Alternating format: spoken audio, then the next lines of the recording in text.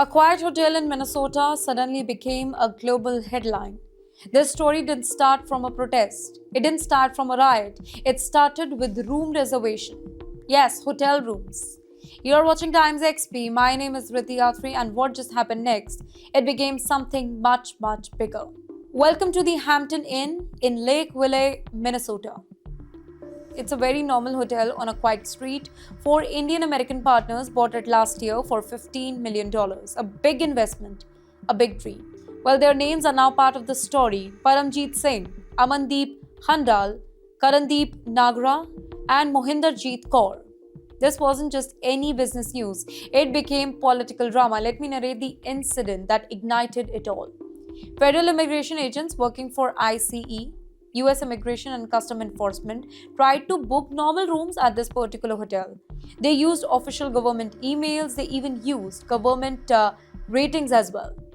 But all of a sudden, their reservations, they were cancelled. Not once, not a mistake. Cancelled because the hotel said that they were ICE agents, and that triggered a storm here. This sparked a huge federal backlash, by the way. The Department of Homeland Security, they didn't take it very lightly. They publicly accused the hotel of denying rooms to federal law enforcement, something that nobody ever expected. Screenshots of email, they were shared online. In fact, in one message, the hotel allegedly told DHS agents that they would not be allowed to stay. DHS called it unacceptable and said that the hotel was undermining law enforcement operations.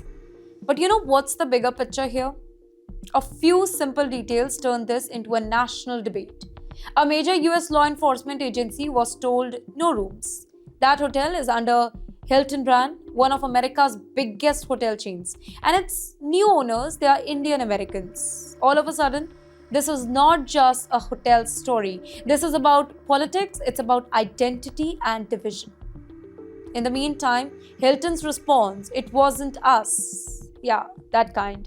Hilton Worldwide said that hotel is independently owned and operated, which means Hilton itself didn't order the cancellation. They said that we do not tolerate discrimination. Our hotels are open to everybody. We are working to fix the situation here. Even the hotel operation group, Everpeak Hospitality, they apologized and they said that it values welcoming all the guests. But that hasn't stopped the entire controversy here. But you know why this blew up online and in politics? Let me tell you what's happening here behind the headlines. Immigration enforcement is not a hot issue in the US. IC agents, they are part of controversial federal policy here. Some local communities oppose IC actions, social media amplified every single angle. So what could have been a small hotel mix-up turned into a national debate?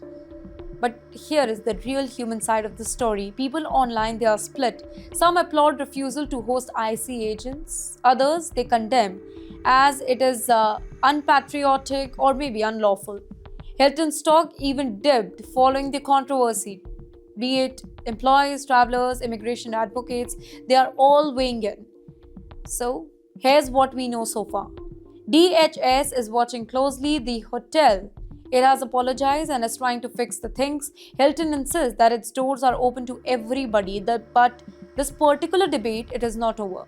One quiet hotel in Minnesota has suddenly become a new chapter in America's immigration debate.